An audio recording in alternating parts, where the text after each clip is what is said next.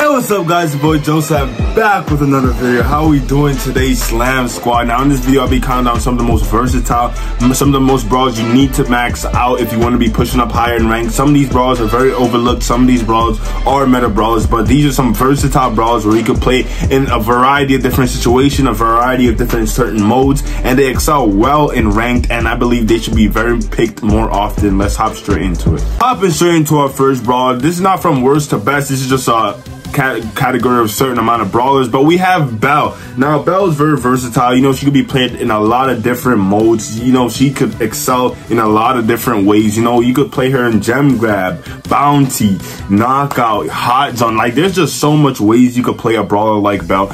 She has easy to hit shots. She has a good super where she could focus on certain enemies. You know, her main attack, you know, forces enemies to split up because, you know, when they're stick together, you could just, you know, instantly get that 3 taps of damage. The attack goes side to side, attracting to other enemies, and it's just a very good, easy brawler to learn, and a very strong brawler to learn. She has long range. She's very versatile. One of my favorite brawlers, a brawler I have mastered, my first ever mastery brawler, and Belle is just a brawler that, you know, she goes under the radar in ranked. You know, people tend to pick or ban the, you know, broken brawlers, and then later on in the draft, when you don't know like where you could pick, if it's a long range map, it's a versatile type of map, Belle is always a good solid option. Let's hop straight into the next brawler. Hopping straight into the next brawler now, Genie. Genie been around for a long time. This brawler is absolutely going nowhere. He's always gonna have his use cases just because of his versatility. His star power that allows him to heal up his teammates is one of the most, like,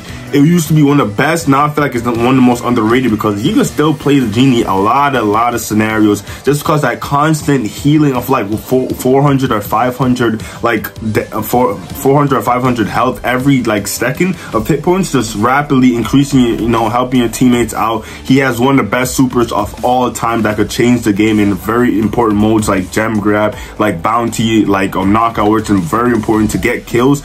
His super, come here boy, yanked, easy snatch, easy kill, you know, good hypercharge. Maybe he can't use it to pull all 3 people, but he could use it for the help, to the damage boost, the speed boost, certain scenarios like that. Genie's a very good brawler that, you know, synergizes well with so much comps. He's been in so much broken comps. Like, I remember when he was with Sandy Tara, that comp was crazy. He's with good tank comps. He's that guy if you want to synergize and be a great team player, especially in ranked. You want to hop straight into the next brawler. Hopping straight into the next brawler, now we have Laurie. Now Laurie is a brawler where he's the most versatile thrower in the game by far. Like, you don't see a thrower that is played as much as Laurie. Like, if the thrower isn't broken, then Laurie is just insanely gonna be the best thrower in the game. He has the health, he has the consistent damage, he has the annoying like main attack where he, you know, his attack hits the floor and it attacks again, like it's two repeated attacks, and then he has his super where he could throw his minion on his minion is actually a smart bot, so his minion doesn't just run around and sometimes it falls back, leaving it to heal up. And then he has his gadget where he could heal his bot up, heal his brother up, and then like he could run back and get out of some crazy scenarios. So he's like a thrower that could actually defend himself in certain scenarios. So that just leads him to be very versatile, and throwers are very strong if they're able to defend themselves. So you definitely want to be maxing out the Laurie. You know, he went from a broken brawler to a broken brawler to a still really good brawler, and now they're trying to nerf him even more lower down. They hit him with so much nerfs, and he's still very picked in the meta, and he's still like, pros love to play the Laurie. Let's hop straight into the next brawler. Hopping straight into the next brawler, I think he has to be probably the all-time most underrated brawler of all. It's Buster. Now Buster, when he first came out, people forget he was that guy. He was broken, but now Buster is still very good. It's just because he synergizes well with teammates. You always want to be picking brawlers that synergize well with other brawlers, with their teammates. He could charge his super just from teammates staying with him. He could protect his teammates with his super. You know, he could pull in people. If you have a pull-in attack gadget, like, you're always gonna be very useful in a lot of those modes where it's very good to get kills. He's a tank brawler, for crying out loud. So a tank brawler that could pull you in, that could defend himself, that could charge his super by just having his teammates stick around him, that's a brawler that's gonna just add so much versatility. And he doesn't even have a hypercharge. Now I don't know what his hypercharge is gonna do. Maybe it's gonna be bad, maybe it's gonna be good, but it's just gonna push him to a top. I feel like he's just gonna get even stronger, because if let's say worst case scenario his hypercharge is bad, at least he gets a stat boost where he's able to push up and go even more crazy with more damage, more speed, more like invulnerability. I feel like that's what his shield star power is just gonna be about. And yeah, let's hop straight into the next brawler. Hopping straight into the next brawler. Now we have a meta brawler in Gale, because Gale is still in the meta in my opinion. Cause he's just the police of, like, he's a police of Brawl Stars, honestly. He pushes back the assassins, he pushes back the tanks, he pushes back those aggro brawlers that you don't want to get up in your face, and you're always gonna have to have that Gale, you know. Now he is a very good pick, he's a picked brawler in ranked, I'm not gonna lie, but you know, you always want to max him out, because some people still sleep on the Gale.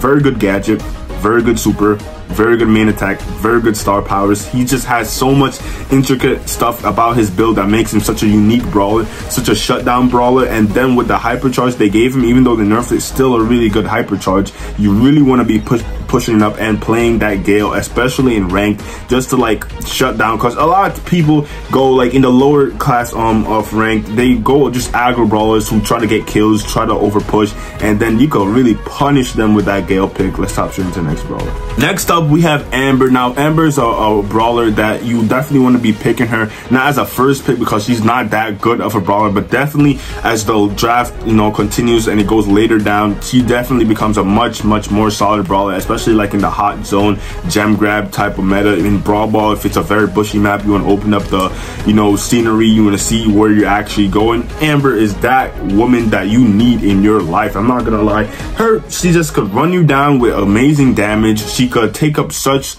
control on the hot zone type of meta because of her super. She forces enemies to move, you know. She could slow the enemies down with that style power equip.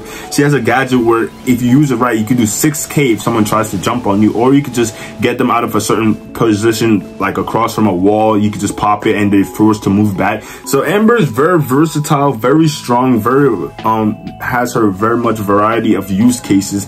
Definitely a brawl you want to max out. If you guys are liking this video, show some love to the Slam Army. Join the Slam Army, become part of the Slam Army. My Discord is down below. Make sure to like, share, subscribe. I appreciate it so much. Road to 5k is going lovely. Let's hop straight into the next brawlers. Now we have Piper. Now honestly, Piper always gonna be there, always gonna need a brawl like Piper because of the long range maps. Her gadget is one of the best gadgets in the game. She could jump back, she has a really good hypercharge where she could actually go aggro. Imagine a brawler like Piper now being able to go aggro. So she's just really strong right now, especially on the, she gets even stronger. She's like Esther on the long range maps. She's just the best brawler in the game in the long range maps. You definitely want to be paying that. A brawler that could open up the walls and she has the range, so it benefits her. You definitely want to max out Piper. If you don't have Piper maxed out from now on, I don't know who, I don't know who you're playing. But let's hop straight into another really underrated but versatile brawler. We have RT. Now I don't understand why the RT hasn't been getting shown love. I don't really see RT or go up against RT in anywhere, but in ranked you could definitely use RT, especially in the draft format where we're banning a lot of the broken brawlers. RT is really good. He's a sniper hybrid. He's a tank because he has so much HP. He's kind of he's a double better Jackie because he could just instantly, you know, shut you down with his super. He has a gadget where you could instantly get your super. So if you're a bad RT, you don't know how to get your super properly, his shots are a little bit hard to hit, you could just get that gadget, use the +1 gear, and you have a super four times during that game already. And then on top of that, his main attack doubles the attack for you and your teammates. So if you have someone that does insane damage and you pair him up with an RT and you hit the RT main attack them, and then your teammate who does insane damage hits them like a Piper. Let's say a Piper hits him with an RT scan on, that brawler is dead.